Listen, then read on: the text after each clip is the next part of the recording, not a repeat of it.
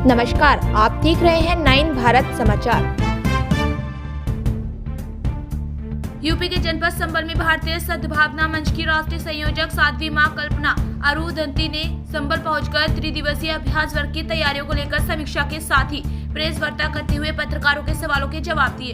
गुरुवार को नगर पालिका परिषद संबल के पूर्व चेयरमैन एवं भारतीय सद्भावना मंच गो प्रकोष्ठ के उत्तर प्रदेश के संयोजक हाजी नुसरत इलाही के कोल्ड स्टोर 20वीं रेलवे क्रॉसिंग पर एक प्रेस वार्ता का आयोजन किया, जिसमें भारतीय सद्भावना मंच की राष्ट्रीय संयोजक साध्वी मां कल्पना अरुंधति ने पत्रकारों को संबोधित करते हुए कहा कि संरक्षक एवं मार्गदर्शक डॉक्टर इंद्रेश जी के मार्गदर्शन में हम त्रिदिवसीय अभ्यास वर्ग 25 अप्रैल से 27 अप्रैल 2025 को आयोजित कर रहे हैं। मंच का उद्देश्य है कि सभी प्राणियों में सद्भावना हो और विश्व का कल्याण हो। अनेकता में एक ही यही खूबसूरती मेरे भारत की है। त्रिस्तरीय अभ्यास वर्ग जो गाजियाबाद में होगा, उस पर बोलते हुए कहा कि सारी जिम्मेदारी नुसरत इलाही जी को दी गई है। हमें उम्मीद है और विश्वास है कि वे इसको पूरी तरह अच्छे से मैनेज करेंगी।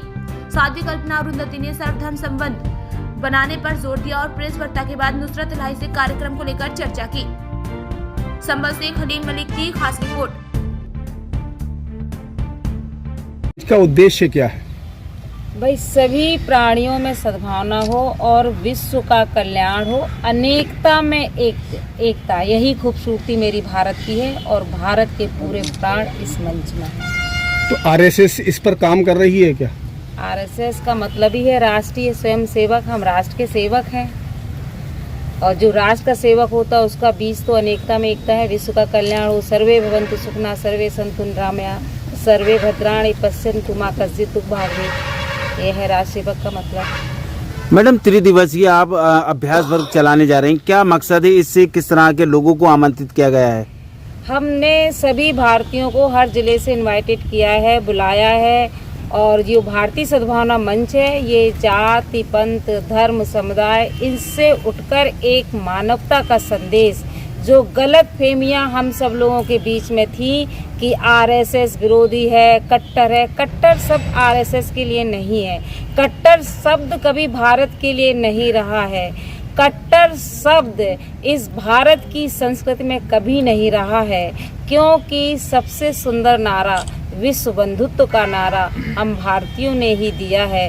विश्व कल्याण का भाव इस भारत से ही जन्मा है। एक नूर से सब जग उपजा इस भारत से ही निकला है। भारत को ही क्यों विश्व गुरु बनाया गया? भारत ही क्यों जागृति चेतना का नाम दिया जाता है? भारत के लिए ही मोहम्मद साहब ने कहा है कि हिंद से सुकून की ठंडी लहरें आती। भारत के लिए ही क्यों कहा गया है?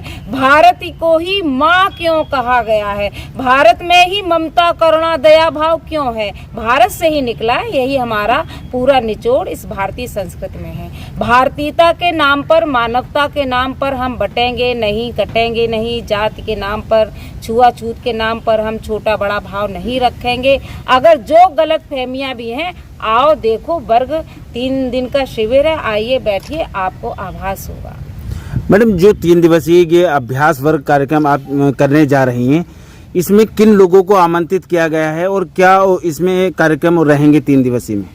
जो भारत से जुड़े लोग हैं, जो राष्ट्र को अपना सेवक कहते हैं, जिनमें अनेकता की एकता की खुशबू आती है, उन लोगों को मैंने जोड़ा है, बुलाया। और वैसे सभी को हम आमंत्रित देते हैं, सभी का स्वागत है। आइए। कहाँ होगा कार्यक्रम? ये गाजियाबाद मेवाड़ इंस्टीट्यूट में। इसमें क्या संदेश दिया जाएगा?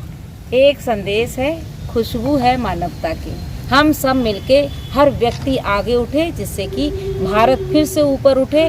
भारत ऊपर जब ही उठेगा जब एक एक व्यक्ति का विकास होगा, जो विश्व कल्याण का भाव है। साध्वी जी, जिन क्षेत्रों में सांप्रदायिक तनाव उत्पन्न हो जाता है, वहाँ पर भारतीय सद्भावना मंच किस तरह से काम करता है? भारतीय सद्भावना मंच काम कर रही है। संबल से ज्यादा क्या प्रूव होगा?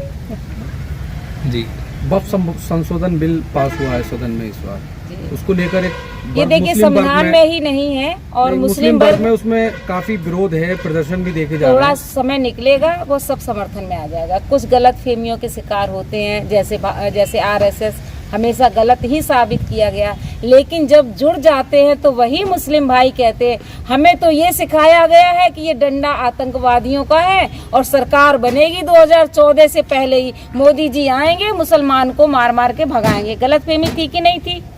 यही गलतफहमी अभी निकल जाएगी, थोड़े दिन बाद सब नॉर्मल हो जाएगा।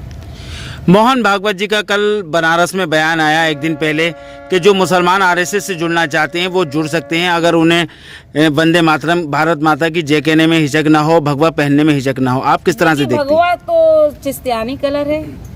ये क्यों कहा गया कि ये केवल हिंदू का है? भगवा वैराग्य का प्रतीक है और भारत हमेशा वैरागी रहा है।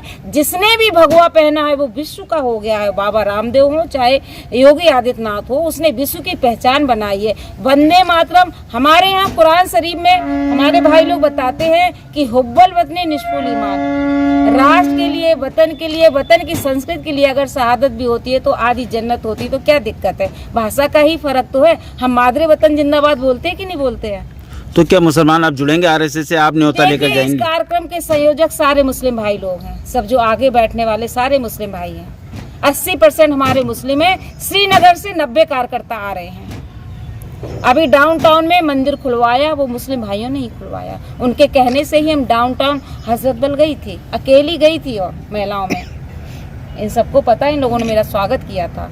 और कार्यक्रम संयोजक पूरा संभल बना हुआ है। नुसरत भाई हमारे इस कार्यक्रम की पूरी जिम्मेवारी ले रहे हैं, दिल खोल के स्वागत कर रहे हैं। इस वर्ग में ये पूछा नहीं जाएगा तुम मुस्लिम हो, हिंदू हो, किस जाति से हो, किस धर्म से हो।